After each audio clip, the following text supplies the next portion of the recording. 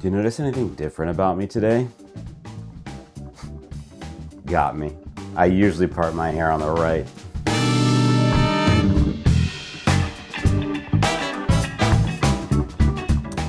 Your skill as an observer is directly related to your skill as a writer. And I know what you're thinking. You're thinking, well, what I write comes from my imagination. But really, where does your imagination come from?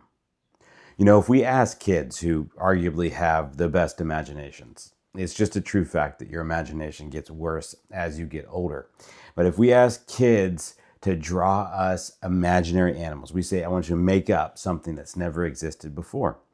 Well, we're primarily going to get combinations of existing animals. We're going to get things like dragons, monsters, and aliens, and things that they've seen in media, and they're sort of like rehashing and reorganizing together. But it's almost all going to be based on things that they've observed. You know, Solomon said that there's nothing new under the sun. And this is really true. Until we become great observers, the things that we imagine are going to be pretty stereotypical and boring. But that's not to worry. The world is full of infinite details. We just have to get better at collecting them. I'm going to show you an image for about 10 seconds, and I want you to write down as many details as you observe as you can. So actually do this. I mean, you can do it in your head, but it'll work better if you actually just grab a sheet of paper or, pull up the note app on your phone or whatever. I want you to observe as many details as you can in about 10 seconds as I show you this image.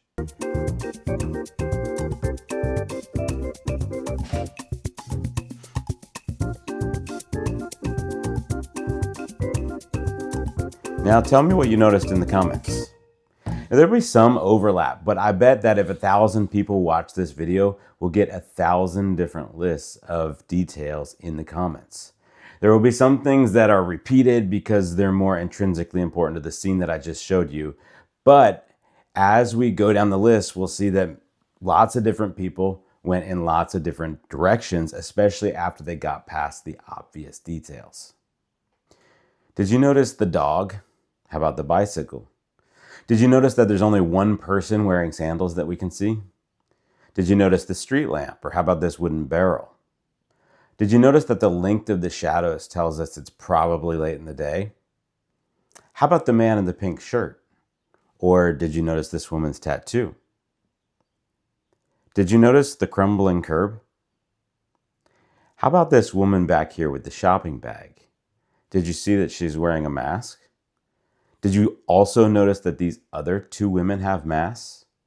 And of course, we're just getting started. The list goes on for infinity.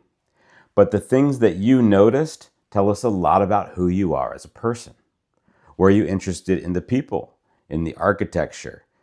Was it meaningful to you that they're wearing masks, like from COVID? The details that you noticed are going to tell us a lot about how you process the world. They're going to tell us a lot about who you are as a person. You experienced this scene emotionally. Some of the details you notice because that's the way you're wired and you like fashion or you like architecture, but other things you notice because they reminded you of something else that you're familiar with. You knew someone that had a dress like this, or you know someone that kind of looks like that, or it reminds you of a vacation that you took at one time. And all of these things tend to draw your attention in a particular way. The things that you notice, in fact, are a big part of what we would consider your voiciness. Now, when we think about voiciness, oftentimes we think about, the way that somebody phrases things, or maybe the jargon that they use, or are they snarky? Everybody loves to write snarky protagonists, right? But that's just a small component of your voiciness. And in fact, voiciness can be achieved with zero snark whatsoever. But a big factor in your voice are the things that you observe and the comparisons that you make in your life from those things that you've observed. If your work isn't as voicey as you'd like, here's a good question to ask yourself. What are you observing in real life, and then in turn, in the scenes that you write? What are you observing? If your main character just doesn't seem to come to life on the page, but they seem flat, or maybe even though the things that they're doing are interesting, there's just something about them that doesn't come to life, doesn't seem interesting. Here's another question. Are you writing effectively from their perspective? Do you know what your character would notice? And in turn, do you know why your character might notice those things? Regardless of whether you're writing in first person or third person, you don't always describe the room or the space or the people as you would observe them, but rather you want to describe those things as your character would observe them. When your character enters a space, what does he notice? Why does he notice those things? What relationship to those objects or details that he notices? What relationship do those have to things in his life? What comparisons is he going to make in his mind? What from his short-term and long-term memory is he going to recall as he observes whatever he's presented with? When we get here, we start to get to a much deeper level of emotion. And beyond phrasing or jargon or snarkiness, this is where real voiciness comes from. This is where our characters start to actually come alive on the page. And of course, there's multiple benefits to this. When we can operate from our character's perspective and observe as they would observe, a few things happen. One, the room gets described. And that's important because until our reader can see the action and the dialogue happening somewhere, it's very hard to relate to it. Secondly, we learn a lot about the character and what drives them.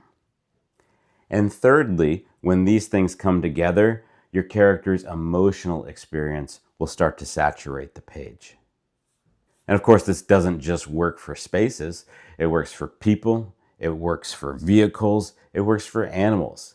Anything that your character is interacting with, what are the small details that they notice? What are the big details that they notice? And most importantly, why? Without telling us, but rather showing us what associations is your character making with the world that they interact with. But we really can't do that until we become good observers ourselves. We really can't have our characters do this until we've become pretty proficient at observing.